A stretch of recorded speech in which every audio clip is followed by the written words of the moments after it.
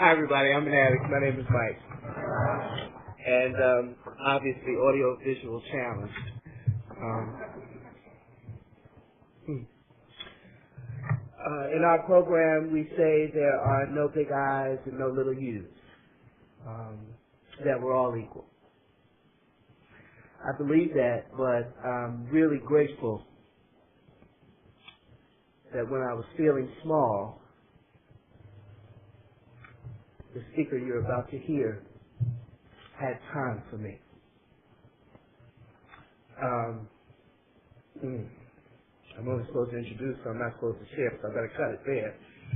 And although she needs no introduction, she deserves one, if only for what she's done for me.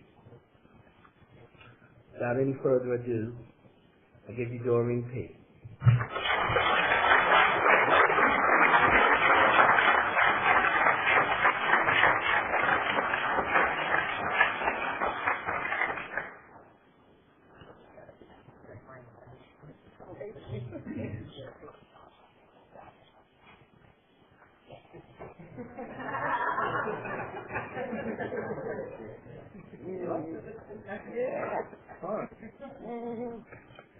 Old lady, I like young men around me.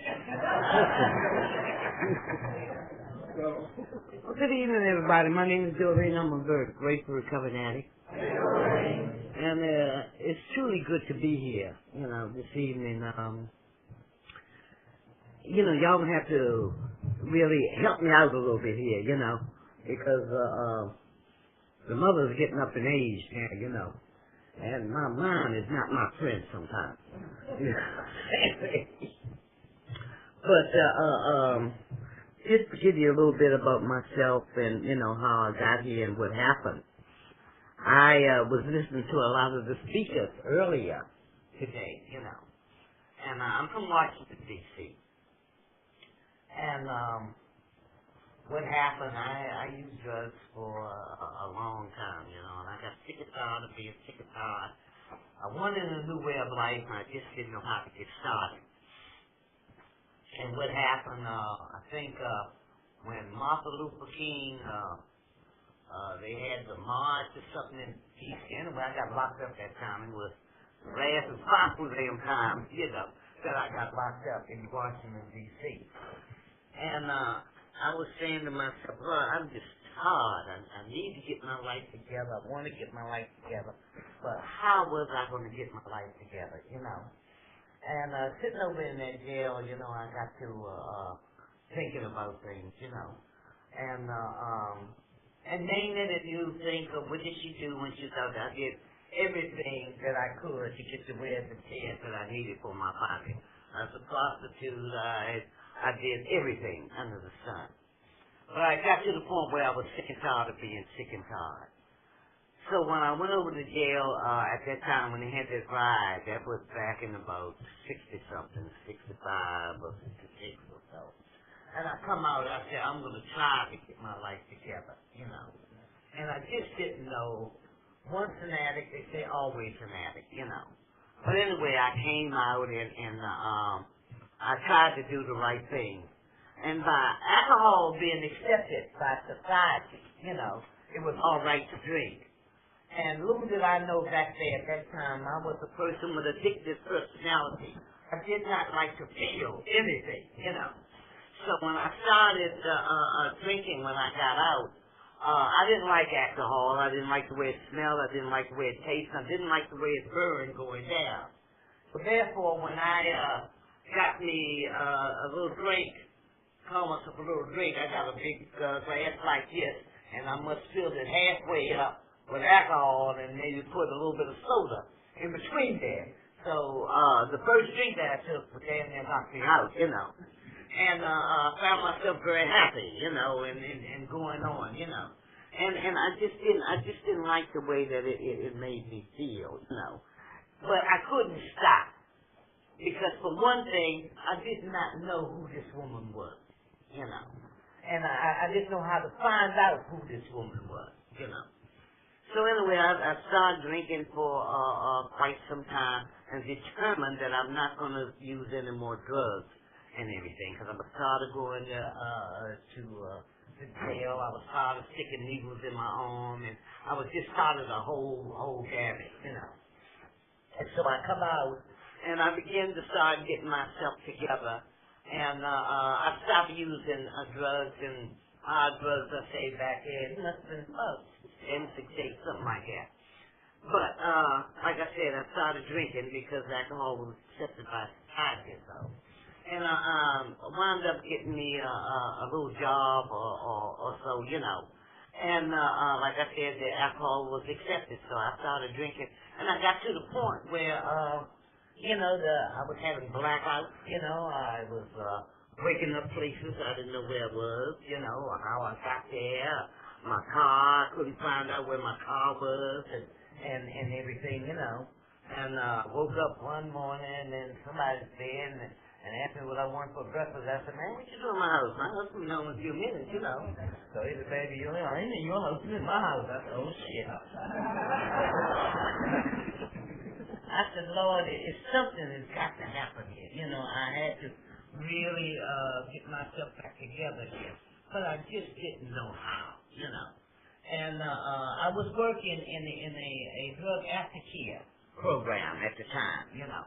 And what happened is that we used to have meetings and things in this program and everything, and I could cancel and everything, and but things still wasn't right for me, you know. I just didn't feel right or so, you know. And like on the weekends, you know, I would stop drinking during the week, but on the weekend I would go in the liquor store, and the man at the store, he'd either put a fifth or a half gallon up on the counter, you know. If it was payday, I'd get a half gallon. If it wasn't payday, I'd get a fifth for the weekend, you know. And so I got to the point, I said that this has got to stop. I have got to get myself together. I just cannot keep on going on like this, you know. And I met a friend that used to be an addict. And the last time I seen him, he was pushing a cart with bottles and everything in it, you know. And but he looked so good and so distinguished looking, you know. And I went up to him, I said, well, I said, hey, Jack, I said, well, you really look good. You say you do too, what you do? I said, well, I work here, and he said, well, okay, then we got to talking. And I said, well, you ain't drinking enough no more? He said, no. And he happened to have that little black book in his hand, you know, that AA had, you know. And he said, well, I go to the fellowship, you know, and I said, well, what is that, you know? So he told me about the fellowship, you know. And I said, well, you know, I've been drinking a lot, I'm trying to stop. He said, well, yeah, read this. So I read that, and I liked what I was reading in there. So he said, I'll call you if you want to go to a meeting. I'll take you to a meeting. I said, well, fine, you know. One way he called me, and I went to my first meeting in May. And it happened to be an anniversary. And this fellow got up at the podium was a very distinguished-looking fellow. Looked like anybody's professor you ever want to see, you know. And you know, I couldn't believe. You know, I've always been around people talking about people, and I'm going to help you talk with everybody in this room, but you're telling my damn business, you know. I was, you know. So when this fellow was talking about himself like he was, I could believe that this man was saying the things that he was saying about himself, you know, about how he was such a terrible alcoholic and he was afraid to cross the street. He said, and the children would come up to him and tell him, say, come on, Mr. So-and-so, I'll help you across the street. And he said they would get him out of the street and leave him. And the cars would come and he'd be out there, you know, you know. And I didn't believe that he was saying about himself. I could not understand. I could not believe. I've never heard nobody talk about themselves like that. I've heard you talk about everybody like that, but never about yourself like that, you know. And I said, oh, this man got to be lying talking about himself like that, you know. So I went to another meeting with him, and sure enough, this was a meeting that, discussion meeting, you know, around table. So we sit down, I heard people sitting around, and they was talking about things that was happening and going on with them. I've never been around people like this. And I found myself slowly but surely going to AA meetings, you know. And I began to like those AA meetings. And I was in AA for about 2 years. You understand me? And somebody told me that they had a drug meeting in Washington, D.C. up at the VA hospital, you know. And I said, well, let me go over and see what that's all about. You know, I'm doing pretty good now in my job and counseling and all this crap, you know. And I'm not drinking or not using any drugs and everything. I go up there to VA, red big room just like this, well lit just like this, you know. And I go up there now, all of a sudden I get somebody say, meeting time. So we all come in the big room there, the lights was on. So when we got in the room, it had all the damn lights out. And I had a lamp sitting on the table. And when somebody got to speak, you had to go do one of these numbers to see who was talking, right? And I said, well, what the hell, you can't see what they say, who was saying that? And well, you know, so after the meeting, the lights came on. Well, I was very uncomfortable in this club meeting because I had come out of the dark into the light. Now y'all bring me back in the goddamn dark. So they cut the lamp on, and I said, well, shit, you know. And I said, well, I couldn't even see who was talking, what they were saying or what, you know. But anyway, I looked up, and it had the AA preamble. You know, 12 steps in the 12th edition, hanging up. And they had NA's literature on the table. And they had the white book on the table. So I went over and I looked and I got the white book and I read the first part of it and I don't know what I was reading. So the couple pamphlets they had, I picked up the pamphlets and I took that. So when I got outside, you know, I started reading the pamphlets. And I liked what I was reading in the little white book, you know. So I got together. I said, well, now, you know, I started some meetings down there where I'm at, you know. And I began to read the pamphlet. So I called the World Service down there. And when I called the World Service, I got Jimmy K. And I started telling Jimmy K, you know, about the meetings here and everything. And so he said, well, Dorine, I tell you what we do, we're going to send you a starter kit.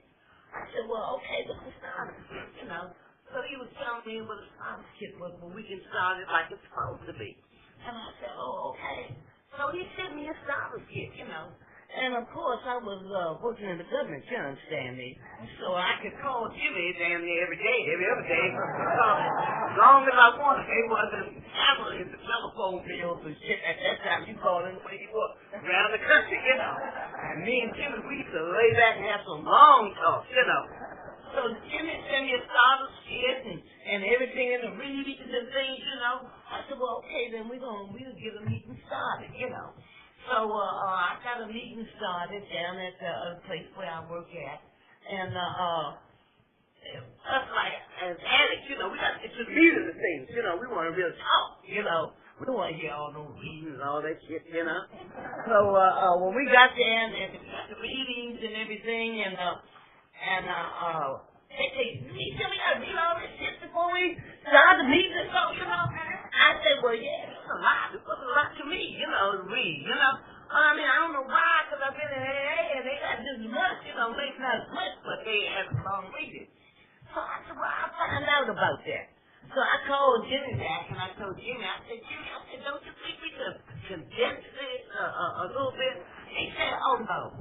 He said, no, we cannot condense that at all. It has to be read in entirety. You know, the whole thing. I said, oh, poor Bible. And he said, yes, it's got to be read in time. I said, well, okay. He said, that's the way it's got to be, and goddamn it, that's the way it's going to be. So, I was a teller because it was my building and my place, you know. So, sure enough, we began to get that. We got used to the readings and things like that. And that's how we began the NA, you know, down there in the drug aftercare place where I was working. And then we heard about a drug meeting in, I think it was Maryland, you know, we're in Maryland. So we went over there to be nosy about the meeting that's going over there, and we went over in Maryland, and sure enough, they was having an NA meeting over there. And we got, along with some of the fellow, one fellow was in a wheelchair, I forgot his name there, Bob, I think it was Jimmy. And then there was another fellow from California, a little blonde-haired young dude, from California. And we went over there to their meeting, early service meeting. So, I didn't know what the hell they were talking about, but they invited us, so we were there, And we began to hook up with them. Then Virginia came in with us. And then Baltimore, Maryland came in with us. And then we began to used to have our little earlier services and our meetings. And we began to understand and talk to one another. And, boy, we used to have some hell of a meetings, And down at my workplace, we had a conference room. And we used to have an area meeting, for the areas to come to. And then a long table. And bless his soul now, he's dead, this fellow from out of Virginia. I can't think of this dude's name now. But I thought his purpose was strictly to come to the meeting and serve with Dorine. When I was the chairperson, I had no idea what the hell I was doing. Because I see all your positions and we think we big shit and everything, And, I would get there, and before I know it, baby, I would be getting up on that table, calling, saying something to me, and I would be calling across the table.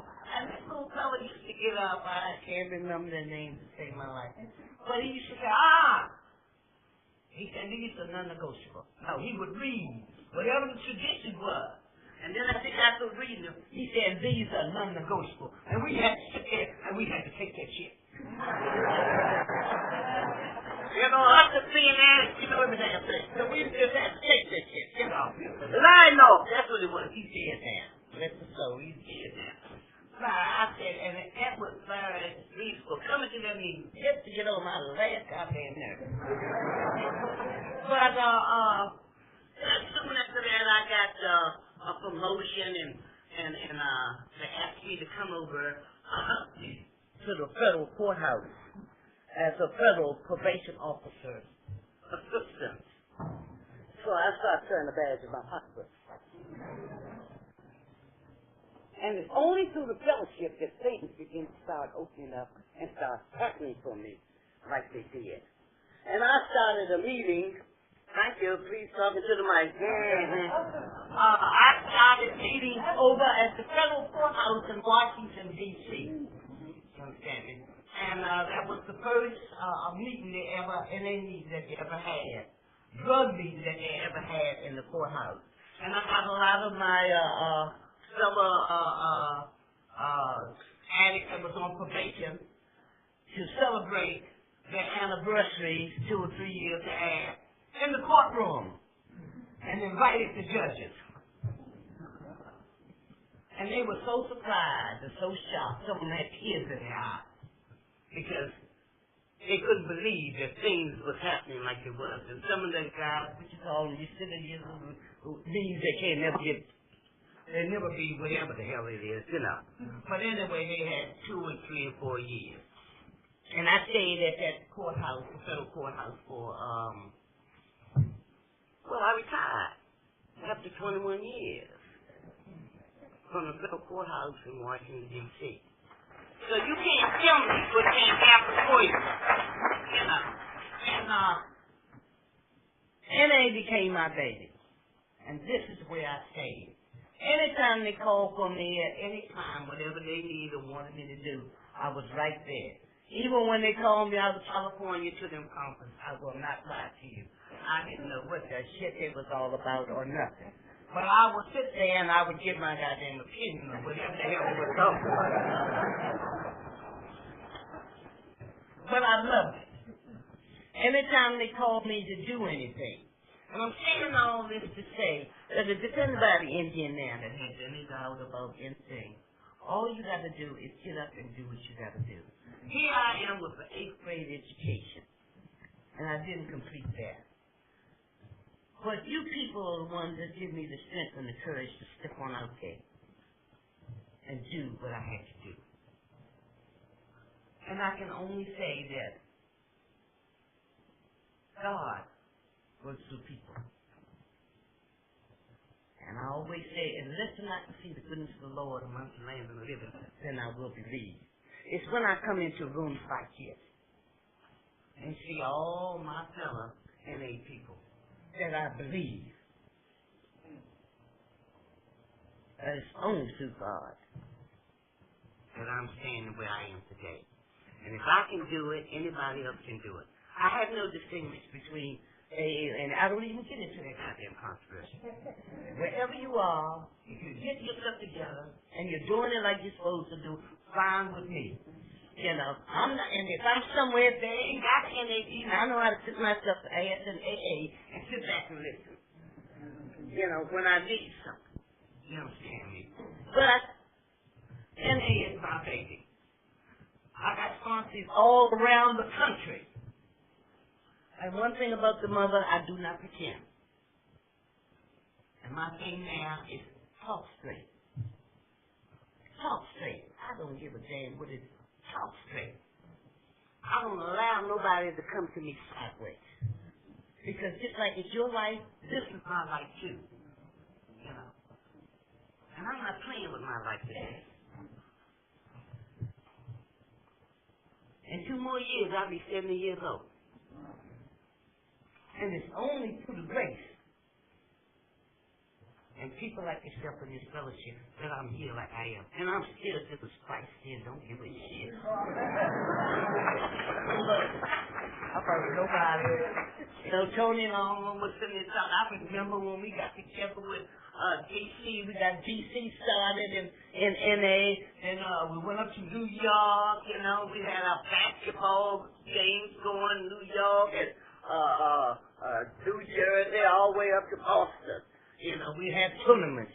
And, I mean, kids never done nothing like this before, you know. And y'all remember Dot Tally, Blaze, and all my girls. They go, oh, we used to have a good time around here, you know. I'll never forget when I first met Blaze, you know, Blaze big and everything. Blaze was talking shit, you know. And Blaze had scared acting for her. Oh, what is your name? I said, well, what the hell is yours? And we were sitting in the women's meeting talking, and she was talking some shit. And I crossed her up, you know, I said something up. And she looked at me like, you know, I say, now, I know this big bitch ain't coming. But come on, we got to talking, and I went on to my room, right? And I wanted a cigarette, and I didn't have a match or nothing, you know? And I said, where? And I went out in the hall, and I was walking down the hall. We were in Virginia somewhere. Both of us supposed to be speaking. She was speaking at the banquet. I was speaking at the next morning.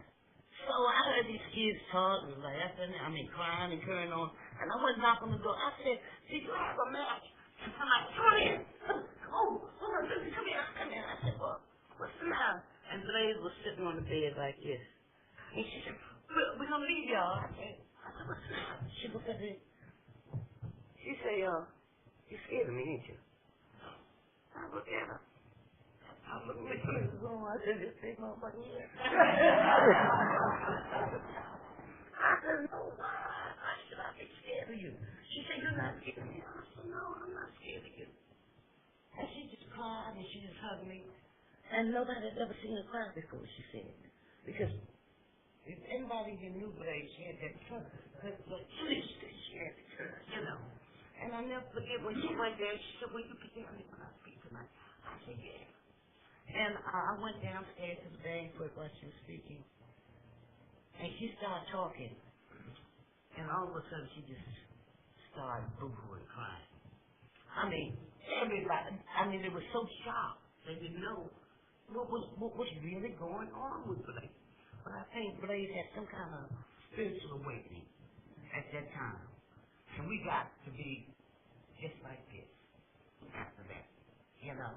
And we women, we really did stick together for one of them. Blaze, hot tea, you know, all of us, we would get together with one another. You know, I had another little sponsor, y'all know a lot about Carmelita, you know. and we all stuck to one another. And I'm the type, I do not spare the rod, because I don't want you to stare to me, and I don't like nobody talking to me any kind of goddamn way. You understand me? So all you got to do is say something to me once or twice, and this motherfucker will not talk to me like that. Yeah, I still talk like hell, I'm gonna tell you. But that's what keeps me doing what I got to do. And how I got this is in here.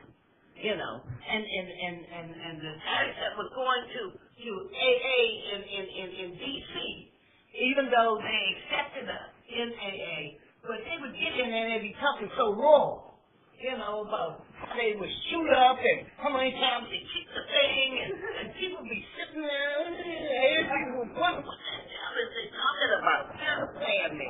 And it was getting to the point where they couldn't hardly stand it, you know.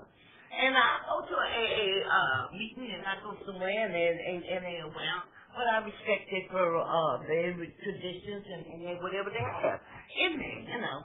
And I don't know, I just thank God for this program. I'm jumping from here to there because, like I said, you know, my mind is not my friend sometimes. And but if it wasn't for this program, everything I got it through this program here, and through you people here, you know. Until my life now, I don't worry about it. You know, I don't worry about a damn thing. You know, and my main thing now is talk straight. You come in here, you find out who you are, what you are, and what your purpose in life is. You know, study who you are. I'm still the same person that come in here with the deep feeling, very sensitive and highly emotional. But see, I'm more aware of that today about myself than I was yesterday. So when things begin to play up in me now, I know what to do. If it's no more than taking a step or two back, that don't mean I got to go back nowhere, all the way back nowhere. But I can take a step two back to get myself together, you know. And I know that things are not always going to be like I want them to be. You understand? But that's because y'all have taught me this. And a lot of things ain't changed within me. And I will not sit up here and tell you this. I done went through a whole lot of hell. You know, since I've been here, I lost my mother, my father, my husband, my grandson. But the mother's still holding on.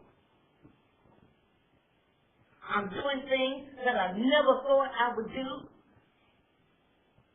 But I'm still going on in spite of. And all you got to do is keep the faith and concentrate on what you got to do and begin to learn how to talk straight. You know, when somebody comes flying beside me, I say, baby, come around here in front of me and talk to me. Don't slide up behind me behind my goddamn back or my side. You know, I don't know what the hell you gonna do. You know, I made two operations on my eyes. I want to see. And on back, he's straight in front of me. And I used to love the talk that I had with Jimmy K. Of course, I was on that government phone, you know, so I could talk and ask all kinds of stuff. And Jimmy would be there. And before, I think, what the year or so before Jimmy died, Jimmy came to D.C. and spoke at our convention. And I don't know what a lot of y'all knew, but years ago, we used to have to bid on having conventions. Who didn't remember that? I know you know what I'm talking about. Y'all old timers in here. We would go someplace, and then you had to be in a big old auditorium room by a certain time. And if you wasn't in there by a certain time, your ass got locked out. And the people who wanted the convention in their town had to be there and be in that room by that certain time. And then everybody had to get up, whoever was bidding, had to present why they wanted to have the World Convention in their hometown. And I think it was Maryland, Virginia, and what's that other place down there where you stick your ass and the bees and all that? New Orleans.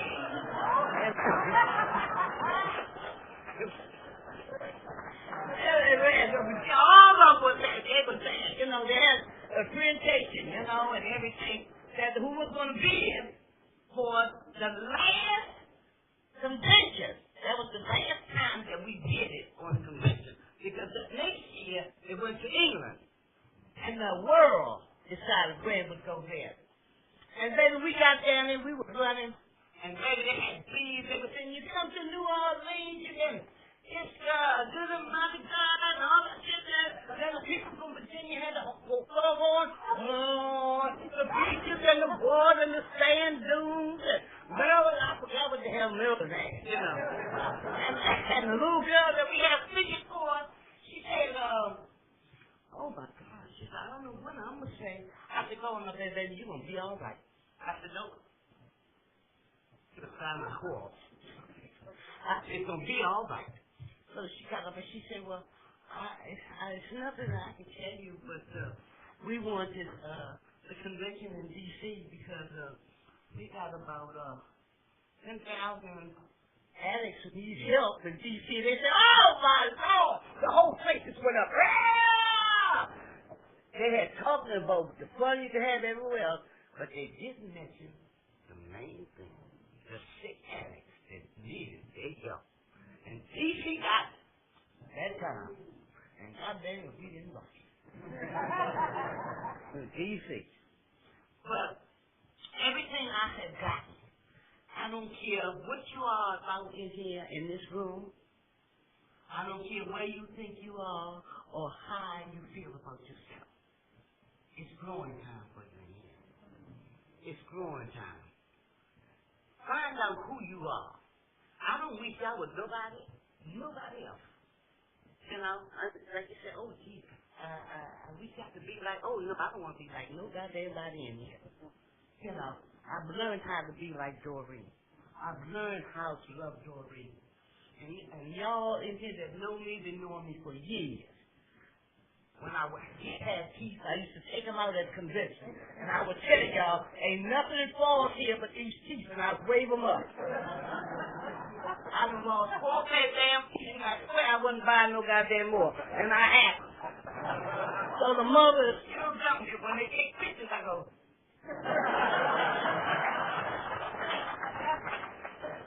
What you see is what you get.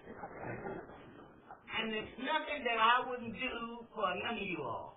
You know, Tony and all, I remember out there and all paying them. I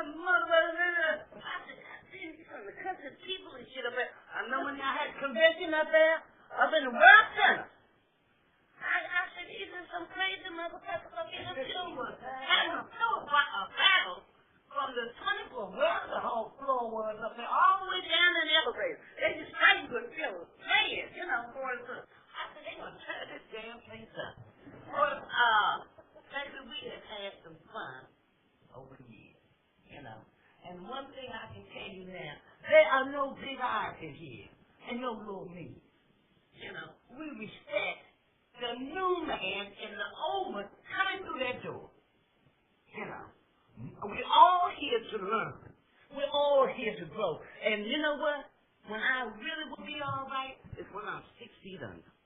But as long as God has picked me up in the morning, kissed me on the tips of my lips, and said, Dorine, here's another day for you.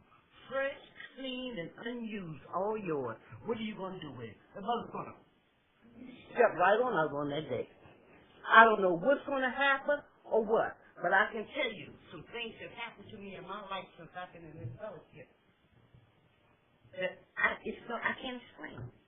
And I will not try to stay in here and explain it to you.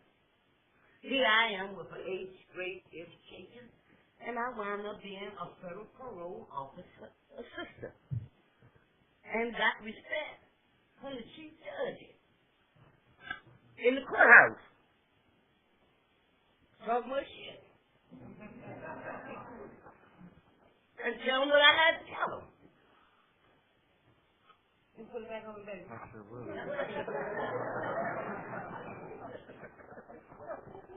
Thank you, Don. But all I am saying, try to love yourself.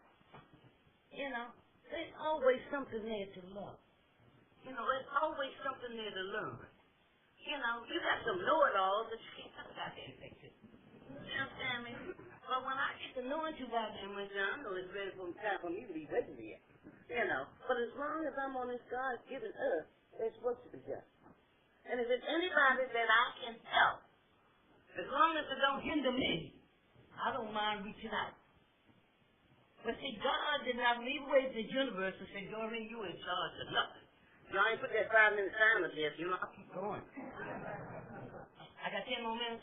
All right, thank you. Well, I want to leave a few minutes open if anybody got any questions, because I just thank God for Jim Kay, and who helped us to get NA started in D.C. And Tony and all of them in New York that we all got together and come up there with, you know, that we stuck together, and we had some hell of a battles coming through at the time, you know. I don't know what kind of shit they got out there now, but I don't know what is it? That good bucket or bucket something, whatever the hell they got going out there now, honey. I don't know what the hell's going out there now. But as long as the kid come to me, and if they need some help, I will try to help them. But like I said, God did not leave away this universe and leave me in charge of nothing. You know. 2 more years, I'll be 70 years old, and I ain't running behind shit. I'll take it back now. You know. But if I can help anybody, I will help. I get phone calls every day from all over the country. And I don't mind doing my fair share. But when I get to the point where can't nobody talk to me or can't nobody tell me nothing, you know, hey, look, I'll go off in a minute. For me, just don't step sideways. I'm going to get right in your ass. You know, and tell you in a minute. And don't nobody believe, and ain't nobody been through as much as I have been through, you know, since I've been in this fellowship. And it's only through the grace that I'm standing up here now with a heart attack and everything I've had. But as long as I got breath in my body and I keep on going, we got the meetings down there in Americus, Georgia. If y'all come through there, just come on through there and then just ask for Dorine.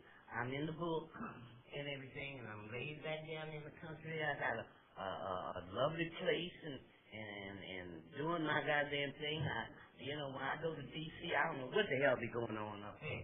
You know, these children got so goddamn crazy and everything, you know. What the hell is going on? You know. But I'm at a point, like I say, when I say it, I mean just what I say. Talk straight. Learn how to talk straight. Learn who you are. No matter about who Dick, Tom, Dick, and Harry is, but find out who you are, where you are, and what is your purpose in life. You know, and once you start taking the focus off of you, you're bound to slip. You know? And once, if you don't like a lot of shit coming to you, then you teach, learn how to talk straight. What are you saying? Well, what do you mean? Well, ask me for whatever it is you want to know. I do not mind telling you with your nose ass self. Trying to put in my goddamn business. You know? But if you want to know, I will tell your ass. You understand me? And you know the first thing they say to me? Oh, go ahead, you're crazy. Mm-hmm. People can't handle the truth. Learn how to study people. You know, when people come to you, you know when somebody coming to you sideways or sneaking. But when they come straight, then what is it? And if it's something I need, I'm always on this God-given earth. It's always, I can learn. I still can learn. If it's no more, don't bring that shit to me, because I ain't but that goddamn shit no more. You know? So I know you will not come to me no more with that goddamn shit.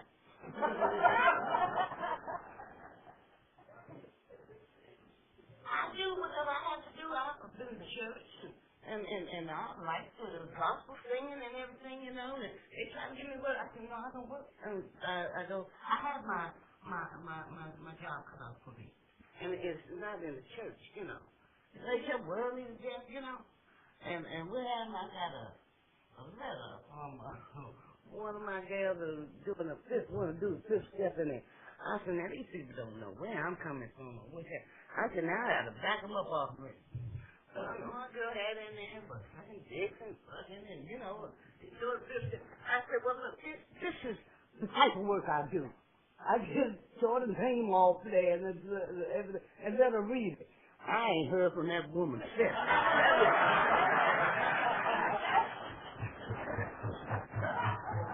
There are all kinds of ways of doing God's work. And I'm not going to pretend about nothing I do. You know, I'm not going to tell somebody, don't come to me and tell me, well, you were this and everything. You wasn't no goddamn Mona Lisa. You know, I'll get damned and I'm going to get what you done did. You know, I may have done something. Just get that shit out of you. Because this is the shit that drags you and makes you feel so bad. 5 minutes, please. This is the shit that makes you feel so bad. You know, can't nobody talk about you like you can. Can't nobody give it up like you can. You know, take the rock out of the goddamn hand. You know, and don't go along with, you don't know nothing but me. I don't know what to tell you. Why you say, fuck that shit. If you talk straight, they won't have nothing to say. So I'm going to just cut it off now because they keep on sending these damn signs at me. Hi, everybody. I'm an addict. My name is Mike. And obviously, audio-visual challenged.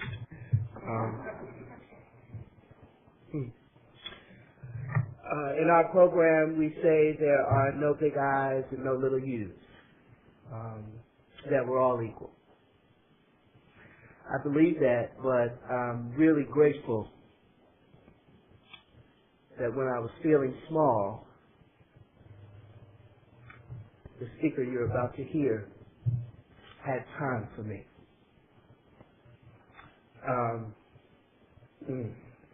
only supposed to introduce, so I'm not supposed to share, so I better cut it there. And although she needs no introduction, she deserves one, if only for what she's done for me. Without any further ado, I give you Dorine P.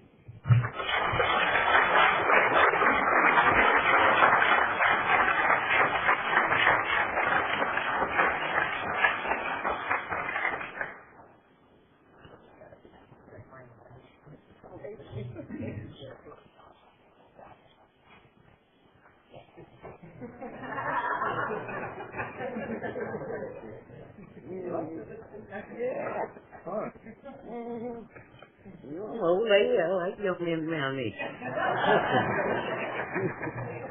Well, good evening, everybody. My name is Dorine. I'm a very grateful recovering addict. And it's truly good to be here, you know, this evening. You know, y'all gonna have to really help me out a little bit here, you know, because the mother's getting up in age now, you know. And my mind is not my friend sometimes. But just to give you a little bit about myself and, you know, how I got here and what happened. I was listening to a lot of the speakers earlier today, you know. And I'm from Washington, D.C.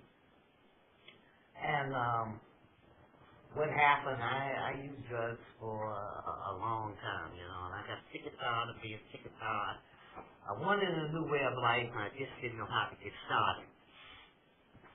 And what happened, I think when Martin Luther King, they had the march or something in D.C. Anyway, I got locked up that time. It was the last and final damn time, you know, that I got locked up in Washington, D.C. And I was saying to myself, well, I'm just tired. I need to get my life together. I want to get my life together. But how was I going to get my life together, you know? And sitting over in that jail, you know, I got to thinking about things, you know. And name it if you think of what did she do when she thought I did everything that I could to get the wear the tears that I needed for my pocket. I was a prostitute. I did everything under the sun. But I got to the point where I was sick and tired of being sick and tired.